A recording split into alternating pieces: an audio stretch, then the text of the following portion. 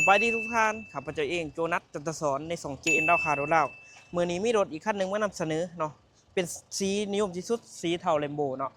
เกี่ยวกับปุ๊กเนาะแล้วก็ตาย LED โสมหนาใหม่เนาะเดี๋ยวพาทุกท่านไปเบิ่งนำกันเลยไปที่ทุกท่านเหมือนเจ้าสองเขาเอง JN ดาวคาร์โดลาวครับเจเองโจนัสจันทศรมื่อนี้มานำเสนออีก1คันเนาะเป็นเกี่ยวกับปุ๊กตัวสูง4ประตูถ่ายปี22นำใส่23 Isuzu D-Max สีเทาเรนโบว์เนาะเป็นอีกสีหนึ่งที่ยุ่มที่สุดเนาะแม็กลายกามปูน้ำงามอย่างไม่ไหมเนาะสวยๆทรงนี้โปรพิเศษของแจกของแถมเนาะส่วนลดราคาพิเศษได้หลายอย่างมีกล่องถอดกล่องถอยครบทุกท่านเบาะหนังค่ะเนี่ยพวงมาลัยแถมมาเป็นมัลติฟังก์ชันเนาะเอกสารครบสุดพอนเทอร์ได้เป็นเดือนเป็นปีสบายเด้อสามารถเอารถมาแดกมาเปลี่ยนเนาะหมูบลมก็ได้ราคาเต็มคันนี้ถึงอยู่980,000 บาทเจ้ามาเบิ่งตัวจริงก็สามารถโอ้ร่มกันได้ต่อรองกันได้โดยที่ปักเสเด้อสวยๆงามๆถ้าคนมาซื้อมาขายมีค่าแนะนำให้คัน1,155,000 ล้านกีบอย่ามาโทษกันทุกครั้งเนาะเก่า733ตัว6 7เก่าเนาะเดี๋ยวพาทุกท่านไปเบิ่งรถทางไหนก็ได้ไปมาเบิ่งทางไหนเนาะทางในจะให้มาเป็นพวงมาลัยมัลติฟังก์ชันโทนสีดำเนาะตาโบโลนี่งามเด้อเจ็บตาโบโลใส่เดิมเนาะเบาะหนังเด้อทุกท่านเด้อเบาะนี่หนังม้วนอีซูดีแม็กประหยัดน้ำมันสุดเพดออกเพดานนี่งามสะสางเกียร์กระปุกเนาะ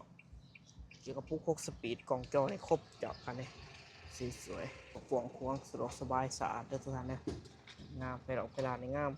ต่อกล่องถอยครบเด้อทุกท่านเด้อเกียร์กระปุก6 สปีดพวงมาลัยให้มาเป็นปุ่มคอนโทรลเนาะสวยๆงามๆกว้างขวางเลยโปรสกัวกระดิกกระเจนี่ถือว่าครบเลยต้องขายเดิมๆมิดออกมิดอักโบตำโบปิดแน่นอนแม็กแน่เนินงามเนาะมิดอักเดิม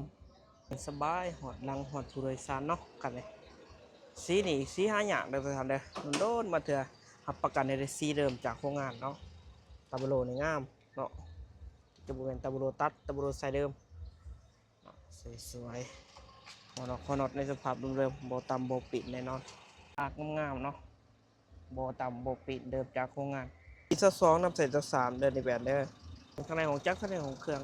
หัวน็อตในสภาพเดิมเพราะท่านในแก้ท่านมาค่าหนอค่าหนาเนาะอยู่ครบทุกจุดทุกปอนมิดออกมิดอักบ่มีการตำบ่มีการปิดบ่เป็นรถจมจมน้ำเด้อรับประกันเด้อคันนี้เดิมๆจากโรงงานจักร1.9ประหยัดน้ำมันเนาะจักรเนียมๆแน่นๆเด้อบ่มีอายบ่มีควันบ่หัวบ่ซึมรับประกันให้ฝากระป๋องกระโปรงทุกอย่างในสภาพเดิมมิดออกมิดอักอยู่ครบเนาะประมาณนี้ฝากไปถึงทุกท่านกับ Isuzu D-Max ถ่ายปี22นำใส่23เป็นสีเทาเรนโบว์เป็นอีกสีหนึ่งที่นิยมที่สุดรถเดิมงามโบตำโบปิดแน่นอนรับประกันให้ได้ใน2เฮา JN ดาวคาร์รุ่นลาวเนาะนี่คือข้าพเจ้าเองผู้รีวิวโจนัสจันทศร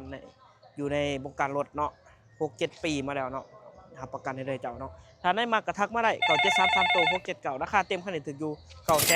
980,000 บาทเนาะสดผ่อนเท่าไหร่เป็นเดือนเป็นปีมีโปรโมชั่นเซ็นเก่าเซ็นเคยต้นปี26เนาะของแจกของแถมหลายๆอย่างเด้อท่านใดพาคนมาซื้อมาขายมีค่าแนะนำให้คัน1,155 ล้านกีบเลยโทรกันทุกครั้ง